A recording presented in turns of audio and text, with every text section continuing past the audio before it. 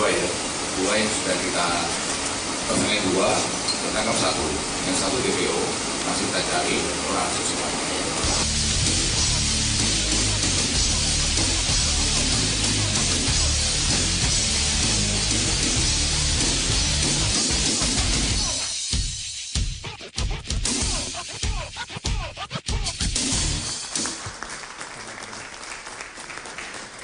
Ya, kembali di Coffee Break bersama dengan Kapolda Metro Jaya. Ya baik, dan kita akan melanjutkan perbincangan ini Pak Indra tadi sebelum jeda sempat mengatakan pihak Bank BRI telah melakukan tindakan preventif. Nah, ini kita ingin mengetahui ini kira-kira tindakan preventif seperti apa yang sudah dilakukan oleh pihak Bank BRI. Baik, sebenarnya paling efektif untuk membuat tidak relevan tadi yang seperti disampaikan Pak Slamet Edi bahwa bagaimana kalau kita memindah kartunya diganti begitu ke chip, kalau itu berarti menjadi sudah berbeda, sudah menjadi tidak relevan. Yang skimming yang sekarang semuanya rata-rata terjadi di magnetic stripe begitu. Nah, memang tapi effort itu tentu perlu waktu. Kami Bank BRI tahun ini menargetkan 30% dari nasabah kami. Itu pun sebuah angka yang besar bagi BRI karena kami nasabahnya 60 juta. Jadi kalau 30% berarti sekitar 18 juta, itu juga sebuah effort yang tidak mudah. Oleh karena itu preventif yang lain adalah menggunakan pendekatan-pendekatan di dua pihak, baik di bank maupun di nasabah. Kami tentu terus meningkatkan tadi teknologi-teknologi untuk anti fraud, anti skimming, terus kami tingkatkan juga surveillance, monitoring begitu untuk mendetek perilaku-perilaku yang saya rasa fraud begitu. Yang kedua di sisi nasabah kami juga memberikan feature-feature seperti di mobile banking itu ada features untuk melakukan disable kartu kalau lagi tidak digunakan begitu, supaya tidak ada nanti kalau ada penggunaan oleh pihak fraudster itu kemudian akan ditolak. Itu adalah feature yang saya rasa juga bisa dimanfaatkan. Di samping itu juga perilaku-perilaku yang saya rasa mudah-mudahan bisa membantu, artinya dari nasabah misalnya dalam hal membuat PIN jangan terlalu mudah. Kemudian juga secara berkala diganti. Kemudian jangan pernah memberikan PIN itu kepada siapapun termasuk pihak bank. Ya, kemudian yang kelima kalau masukkan PIN itu ya kalau bisa ditutup, kali-kali ada kamera yang nanti ikut melihat dan merekam begitu, dan kalau meninggalkan ATM atau juga harus terus melihat apakah ada yang tertinggal atau ada hal yang mencurigakan, kemudian bisa dilaporkan. Itu hal yang mungkin bisa dilakukan. Jadi PIN harus dirahasiakan, Ayu nih. Itu PR-nya, salah satunya harus secara berkala mengganti PIN. Betul, nih sebenarnya ada satu lagi, boleh Pak Indra ya. Ini kan salah satu tindakan preventif dengan mengganti chip ataupun kartu ya tadi. Sebenarnya prosedurnya seperti apa ini Pak? Ya, prosedurnya begini, kalau bagi kami ada prioritas nasabah yang kita minta untuk segera mengganti. Itu yang tadi. Begitu kita tahu titik-titik ATM yang teridentifikasi ada terkena skimming, itu kita mundur 6 bulan begitu. Oleh karena itu nasabah yang itu kita utamakan untuk diganti dulu. Nah, itu yang kita lakukan prioritas untuk pertama diganti. Nah, cara menggantinya juga tidak sulit. Datang ke kantor BRI terdekat begitu, kemudian melalui prosedur penggantian melalui kantor-kantor BRI, tidak diantar begitu ya. Nah, itu yang kita lakukan dengan prosesnya tentunya diharapkan dengan cepat, paling lama mungkin 10 menit lah sudah bisa dilayani begitu ya. 10 menit, baik, berarti memang tidak sulit di sini untuk mengganti chip ini ya. Tapi ada sedikit kritik nih, di berbagai media bisa dibaca gantinya cuma 10 menit tapi antrinya 2 jam. Itu yang harus menjadi perhatian ya. Ini tadi yang disampaikan Pak Slamet ini, masalahnya sudah sosial media ini efeknya luar biasa. Sebenarnya kami tadinya utamakannya untuk yang tadi yang prioritas. Tapi ternyata karena mendengar ini ada ganti kartu, semua ngajak-ngajak orang juga. Akhirnya yang tidak prioritas ikutan juga ganti kartu. Akibatnya memang menjadi antriannya menjadi di luar perkiraan kami. Nah, ini menjadi pelajaran juga bagi bank dalam rangka mengkomunikasikan bagaimana untuk melakukan di operasional di lapangannya. Karena mengganti bagi Bank BRI besar nasabahnya 60 juta, bayangkan kalau tahun ini 30%, 18 juta bagi sekian bulan, berarti per bulan harus 2 juta begitu, ya sudah berarti bagi per minggu, bagi per hari, memang ini pekerjaan yang tidak mudah bagi kami. Sehingga manajemen operasional harus sangat detail begitu.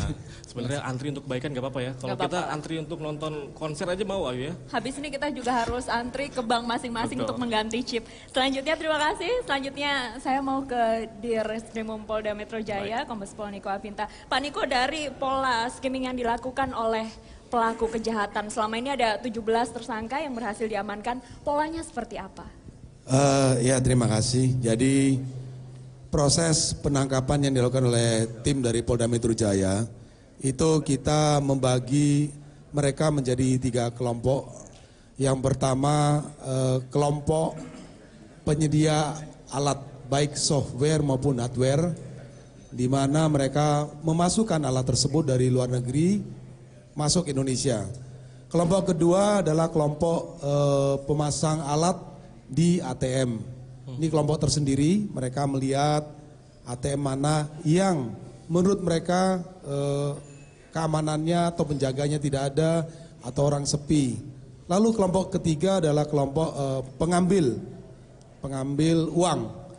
Jadi dari 3 kelompok ini kami berhasil menangkap kelompok kedua dan kelompok ketiga, yaitu kelompok pemasang dan kelompok pengambil. Di mana pola yang mereka pakai adalah satu, melihat di ATM yang dianggap tidak ada penjaganya. Kemudian yang kedua, mereka memasang dalam waktu-waktu yang sepi. Kemudian yang ketiga juga mereka mengambil pada saat-saat yang sepi atau tingkat keamanannya kecil. Lalu modus operandi yang mereka lakukan yaitu dengan cara mengambil uang dengan mengambil uang cash untuk kehidupan sehari-hari, namun sebagian besar ditransfer. Salah satunya juga ditransfer dengan membeli Bitcoin. Kemudian dari pengamatan kami, mereka juga bekerja sama dengan warga negara Indonesia. Ada juga seorang wanita yang dipacari pakai tanda kutip, sehingga membantu untuk mereka mengamat-amati tempat-tempat mana yang kira-kira bisa dipasang atau diambil uangnya. Dari 17 tersangka tersebut, hampir 11 orang itu warga negara asing, kemudian 6 warga negara Indonesia. Dari 3 orang penangkapan yang kami lakukan, itu terima kasih kepada pihak perbankan, karena kami dibantu oleh satuan pengamanan yang kami tanyakan, mereka sudah terinformasikan dari pihak perbankan, di mana pihak perbankan sudah melakukan edukasi dan sosialisasi, sehingga Satpam juga bisa mengenali, oh ini orang kok lama di dalam ATM, oh kartunya kok polos, oh kemudian orang asing, sehingga Satpam melakukan penangkapan yang kemudian ada sebagian melarikan diri, kemudian dikejar oleh masyarakat, dan juga akhirnya tim kami turun, di mana awal mulanya hanya menemukan kartunya dibuang ke sungai, hanya menemukan kartu kosong, kemudian menemukan kartu hotel. Begitu tim dari kepolisian melihat hotelnya, dicek di kamarnya, akhirnya ditemukan alat-alat banyak. Demikian. Tadi Pak Niko mengelompokkan menjadi 3 bagian, yang kelompok 2 dan 3 sudah ditangkap. Kelompok yang 1 ini masih DPO atau sudah ada yang ditangkap?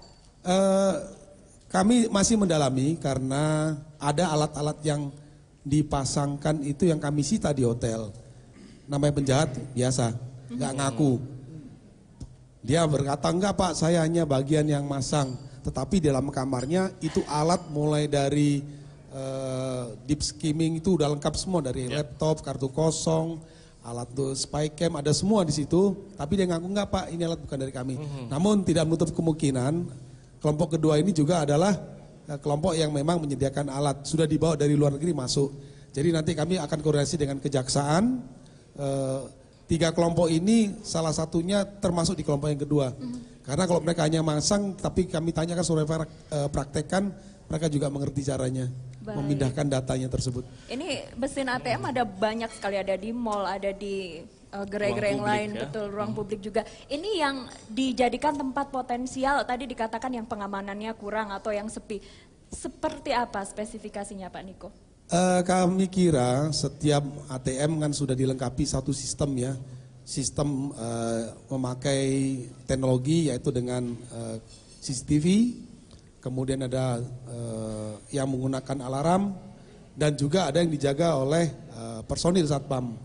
Di samping itu biasanya ATM juga berada dalam lingkungan pertokoan, mall dan sebagainya yang juga ada satpamnya. Ya. Jadi saya kira seperti yang disampaikan Pak Kapolda tadi, bahwa dalam menanggulangi kasus skimming ini kita mengenal teori kerjasama itu dilakukan dalam 3 tahap.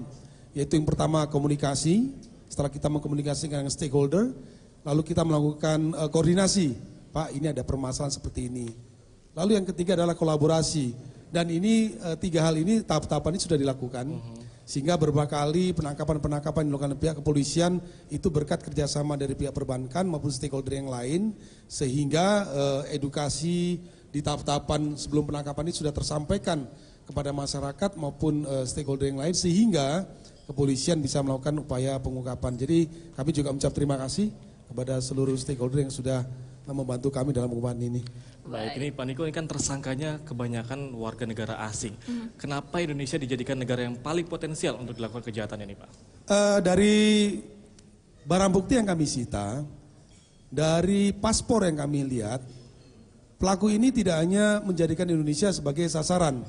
Jadi ada 77 negara kartu yang kami sita, itu berasal dari seluruh benua yang ada. Ada benua Amerika, ada Eropa, ada Asia. Lalu paspornya juga kami lihat, paspor perjalanan para tersangka ini juga tidak hanya di Indonesia, dia juga melakukan perjalanan di Eropa, melakukan perjalanan di Vietnam, di Malaysia, kemudian juga di Indonesia. Jadi pertanyaannya kenapa, saya kira tergantung dari upaya yang kita lakukan dalam menghadapi ini. Jadi saya kira makin kita gencar dalam menginformasikan, kemudian penegakan hukum berjalan, kemudian kerjasama kami dengan imigrasi, bea cukai, kemudian pihak perbankan, BI, kemudian juga dari OJK.